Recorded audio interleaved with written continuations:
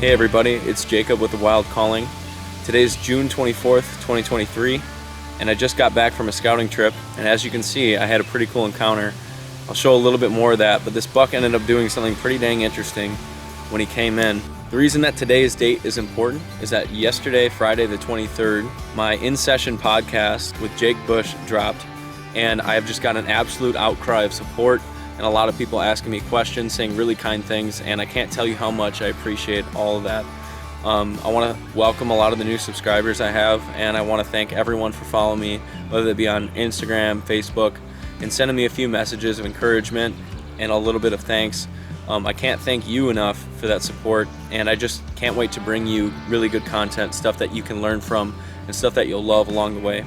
I'm really thankful that I got the opportunity to give a little bit of my process on that podcast, and if you haven't listened to it yet, I would go check that out, and I would also check out Before the Echo and see my e-scouting process. This video also takes a look at my summer trail camera tactics. Now I'm a little bit behind here. I usually like to get them out in the spring and get a little bit of fawn drop dates, but this is still a great time to be setting them out, and I'll be using this intel now to prioritize where to set my cell cameras, where to keep them at really, and I'll be preparing for all season soaks with my SD card cams right now.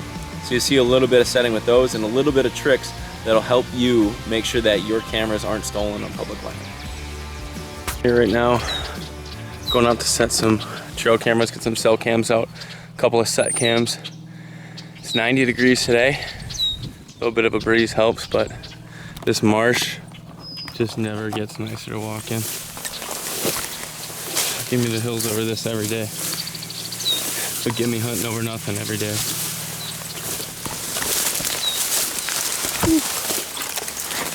This is where we earn it. I'm walking for about 1.5 miles. And I can finally see where the cattails, right there. That's the little island I'm going to. Really hoping that scrape I saw earlier this season is still open. The one I saw while spring scouting. Planning on setting a cell camera on that. It's right by a bunch of bedding, and it seems like a hub that's kind of leading out into the cattails. So we'll get a look at that soon here. This island's pretty open, and all around it are these thick cattails well over my head. There are a few branches here. You can tell every one of them is snapped off in some way or brushed up against. Snapped off. Ground's pawed a little bit. This one's an obvious scrape to me. It was worked a lot earlier, but you can see how little bits are snapped like this. These little bits of grass snapped over. If you look in other places, most of it's just standing up here. These little bits snapped over. There's faded hoof prints in there. There's licking branches right here, snapped off. If you look real close, I don't know if you guys can see that. There's deer hair in there. Let me pull this off for you. Right now, we got deer hair in there. Some orange stained forehead hair. There was another scrape here. It looks like it's starting to grow in a little bit, getting worked a little bit less. Obvious licking branches there. This is somewhere I want to set a cam, and I want it to be a cell camera because there's bedding that's surrounding this little island. There's buck bedding over here, buck bedding over here where I came from, buck bedding over here. And there's a little bit, some isolated whippings that have some bedding in it way over there. So this is a hub with buck bedding all around it, and there's this one little dry spot surrounded by marsh. It's not a feeding area. It's not something necessarily they're always traveling to. This is something I expect bucks to be at in the middle of the night, or if they're electing to bed right directly on this edge, then during the day. So my goal here now is to kind of determine where the heck I should place a trail camera. Now, a lot of these bucks in this area are very camera shy, and I think I'm going to take advantage of the rarity of this area and how nothing quite like this lines up ever again within a half mile of here. There's no high spot in a small marsh that's not getting pressure because of the wetness and the hard access. Everything else, when they start to touch this outside, is getting hit pretty good. So what I'm going to do is key in on that, and despite having my camera here, in the little bit that might annoy them, I think that they're going to elect to still go around here just because they don't have another option that's as good as this. Otherwise they're bumping into pressure more. So I'm going to try to hang this camera high if I can. I got to check my options here, but if I can't, I'm going to go ahead and just hang it at regular height, facing at those deer, and let them get used to it over the long course leading up to the season. I'm sure that mature bucks will avoid me, but right now I just want to get a picture of a mature buck and know how he's using this area. And I don't need to see him over and over again. I just need to know he's using it, and then I can go in for the kill.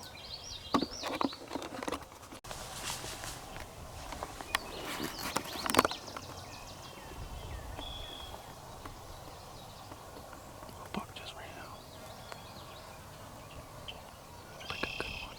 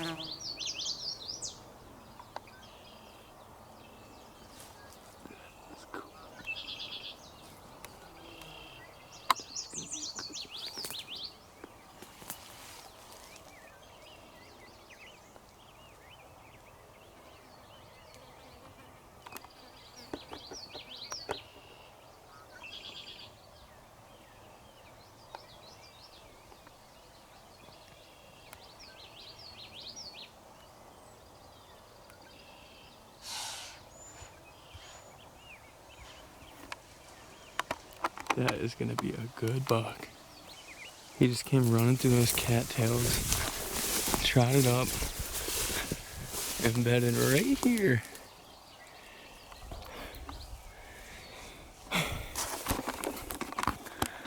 So you know what happens now is we learn from every encounter.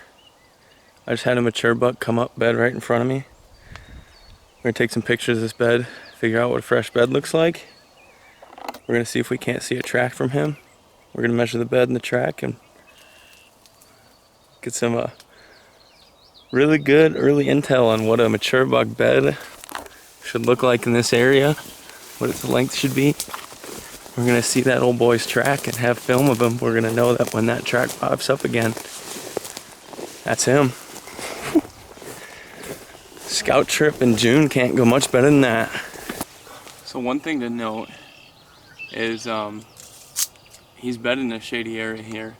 He could have bedded on the edge. He could have seen more from the edge and heard more of that cattail disturbance from the edge.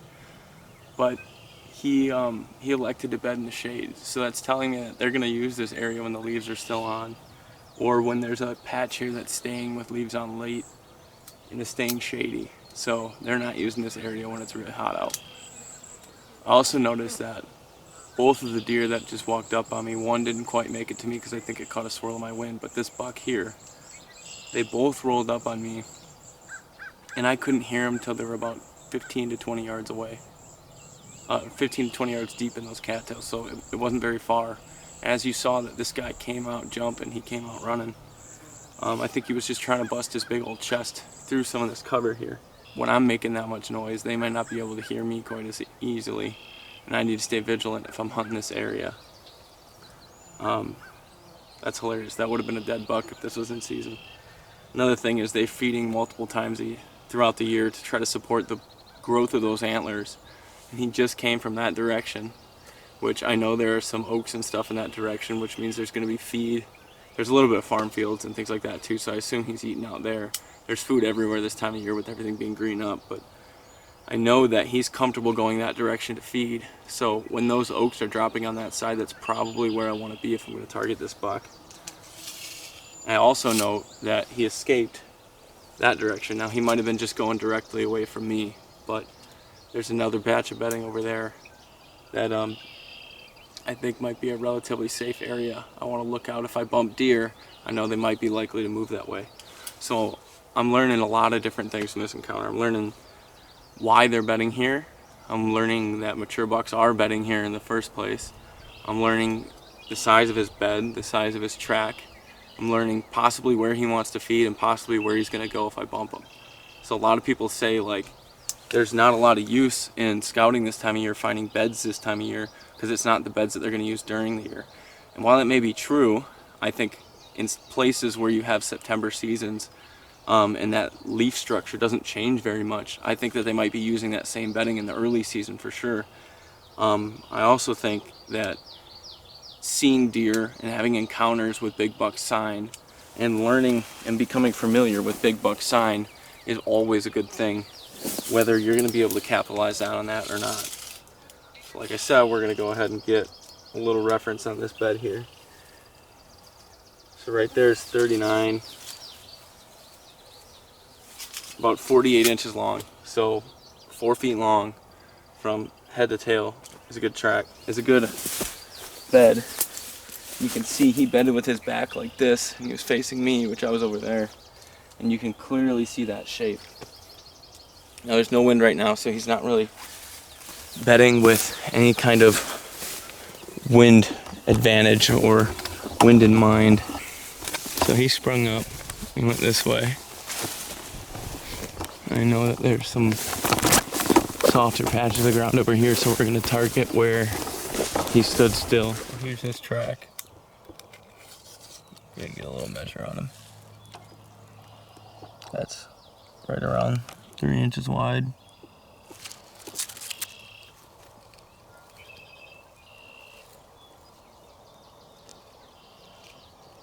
About 4 inches long. It's not very well defined, so I can't pick out a lot of detail from it, but say this wasn't soft ground and not just this dirt and root mix here, I think it'd be real easy to figure out which buck that is the next time I see that track. So I don't think there are many people getting back here, so I am going to get kind of risky. I'm going to keep this camera low. Normally I would hang it high, but if you look, my options for hanging it high are that tree. And that tree goes down into a bunch of branches up and over here. There's not really a way for me to get past how that's going to ruin my IR at night, my infrared at night. So I'm going to risk potentially setting a camera here, spooking deer to hope to get used to it. So I feel like there's a lesser pressured area compared to the surrounding area. And I'm going to try to get a mix of this scrape in view and these trails that meet coming right over here, paralleling that open area, coming right up behind me, going up through here. I think anything that touches this is probably not going to loop through an area where there's no trails from the open back to the open. So I think they're going to hit these trails. So I'm just going to get a mix of this scrape, and instead of focusing just on this scrape, I'm going to focus on the places they're coming in and out of it, because I can cover much more avenues of traffic. I'll likely get a buck if he's just scent checking the scrape from a distance. He's probably going to be coming right over here, or he'll be coming a little further back. I'll probably get that buck on camera, whereas if I just face this scrape, my view is going to be limited here, so I'm just going to get maybe deer back in the distance, but that's about it.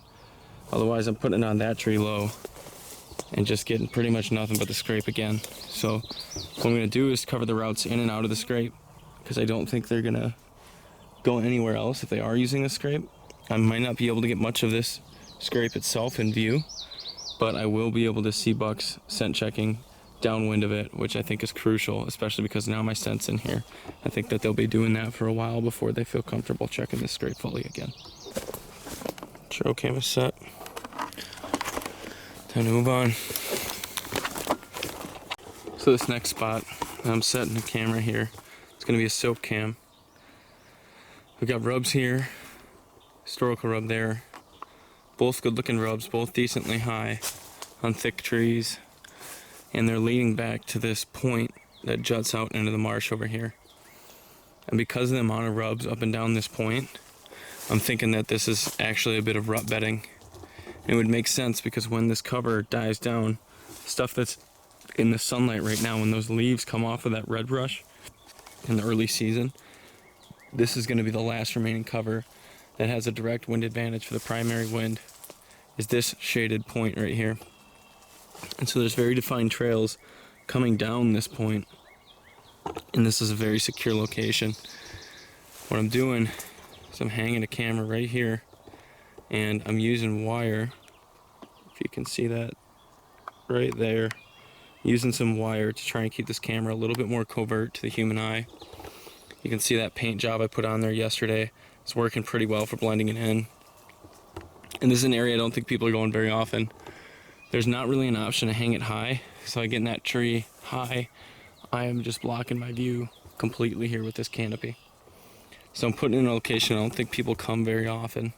Hanging it low. I'm using one of my cheaper cameras, so if it gets stolen, it's not the end of the world. Now I'm going to show you guys a few tips. I'm going to put you right on the trail here. Show you guys a few tips so that you can check whether this camera that doesn't have a screen is truthfully pointing in the right way, the right direction or not. Set you like that. So first off, what I do when I'm setting this is I keep the strap on and I tighten that strap all the way around the camera as tight as possible, and then I get it in position. So I've already worked this one in position, and I got you guys on the trail, but I want to catch a little bit to the side of the trail too if they start to skirt. So what I'm going to do is take my camera here, I'm going to line it up, go like this, and take a picture. You can see that there. I've got my tripod right here in the frame, so I'm able to cover that trail the whole length down. You can see they come down like this, covering that trail the whole length down. So I'm in a great view right there. There's also a lot of test modes on these cameras, so you can turn it on to the setup mode. And there's a little red light right on this one. It's in the center of the camera. Sometimes it's up in the corner here. And that red light will flash whenever it's detecting motion. So you can kind of go to the edge of your range, wave your hand a little bit, see if it's catching your motion or not. And that's exactly what you want to do to set these cameras, kind of figure out where it's triggering, where it's not, and we're getting what you want in view. So I'm going to pop this camera open. Already played with the settings a bit. I'm going to double check the date and everything is how I like it. Perfect. I'm going to turn it to the on mode. It's a 10-second countdown. And that camera will be soaking for the season. What you saw before with my cell camera is that cell camera was low and I wasn't using wire to hang it. It's because with cell cams, one, they get stolen less often because people can tell right away that you can see exactly what's going on. Get this flipped over here. Those cell cams get stolen less often, for one, because people know that you can already see them on the camera if they've seen the front of the camera.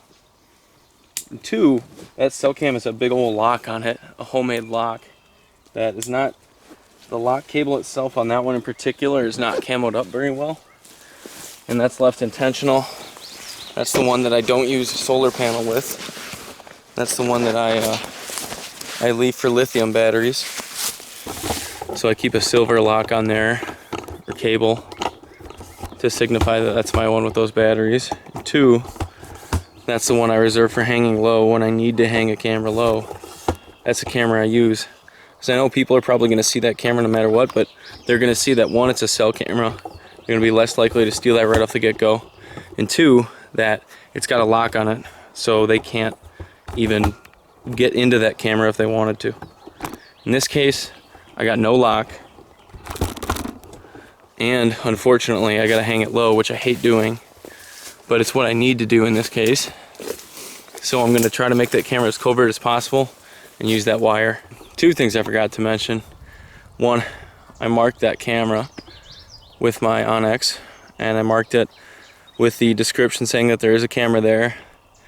And I marked it in an active camera color, which I've decided this year, after a recent conversation with Jake Bush, that I'm gonna make a color for that, and that's the black color. I don't really use the black very often, and because I got points all over the place, it actually stands out pretty well against the backdrop of some of those other points that are out there. I'm also gonna make sure that title says the camera's there, and then when I pick up the camera, I'm gonna say the camera picked up.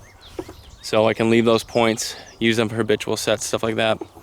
Another thing that I forgot to mention is that when I'm hunting this exit trail, I'm way down there on the point where the land comes to a 90 here. So the trail comes like this and then turns into a bigger patch of woods over there. So that's where I'm sitting when I'm hunting this area, and I can't get shots into this cover very well until the leaves come off. So with this camera on this trail here, I'm actually okay with them adjusting to the pressure of that camera and bouncing off and then taking this edge down, which I assume is what they're gonna do in pre-rut anyways, because as you can see, there are little scrapes and stuff right here. These branches like nipped off, they're licking branches here. Little scrapes all up along this edge. I'm assuming that they're gonna shift like that come rut, and I actually welcome that change because that means I'm gonna get some more shots at them. So in this case, I'm putting the camera right on the trail. It's not the trail that I want to hunt. It is the trail that's leading towards my area, but I'm okay with that because if they bounce off that trail, they're going to get to me in a better, more convenient place for me to shoot. And I only need to see them a few times with this soak to determine if they're in the area or not, and that's all I want. So I was meaning to check out this spot because I had a lot of high traffic trails coming through here and some big rub sign when I was spring scouting it. And on the way over here, I kicked up a lone deer, which sounded like a really big deer. You know, you can hear those hoof stomps. They sound hollow on the ground. That's indicative of a big buck to me. And the trail that enters that bed, it's going right through there. It was a good sized bed. And there's a defined trail right here that I marked before as a potential big buck trail. And I found one signpost rub over here in the spring. One large rub, I should say. It was right by a bed.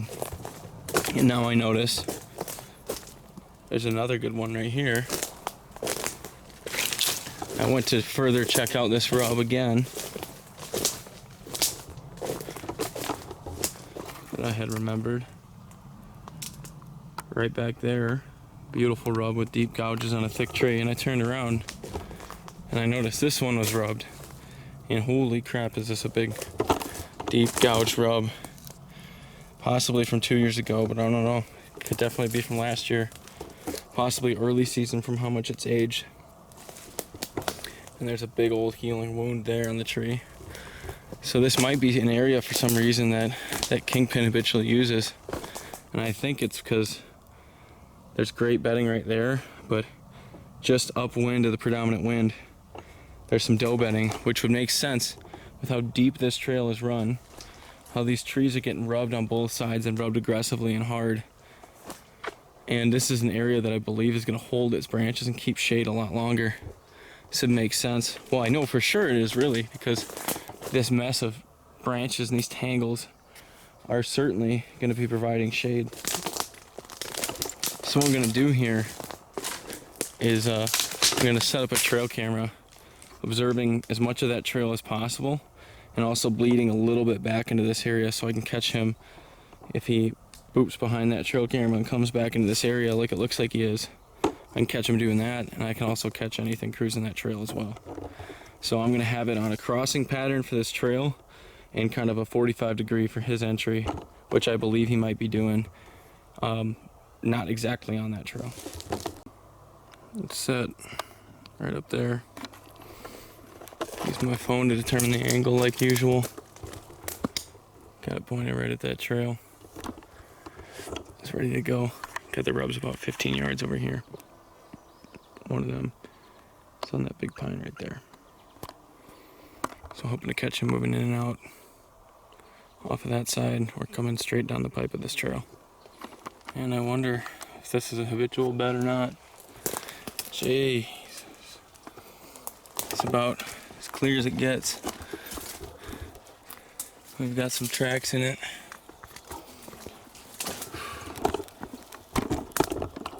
Let's get a feel for what kind of size deer is making this.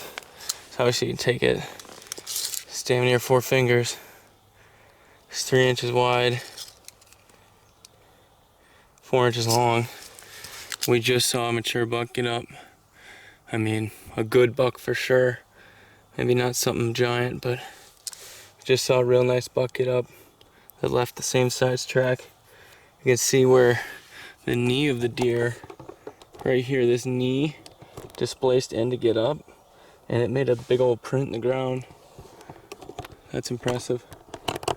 Some good weight to this deer here. This might be it's certainly a place I want to mark here, but it might be a place I try and find an exit route of, because this stuff is hard to hunt here. You can tell this is one mature buck here. This is just nuts. He's coming in and out of here and just rubbing down these trees. He's tapping it every year. You can tell some of these are a little old. Some of these aren't from last year, but it seems like he's tapping it every year. Like this row, definitely getting worked. Got sap leaking. Definitely got worked last year. Holy crap. That thing's as wide as my torso. That is nuts. That is just crazy. With the concentration of rubs, this might be worth a cam soak.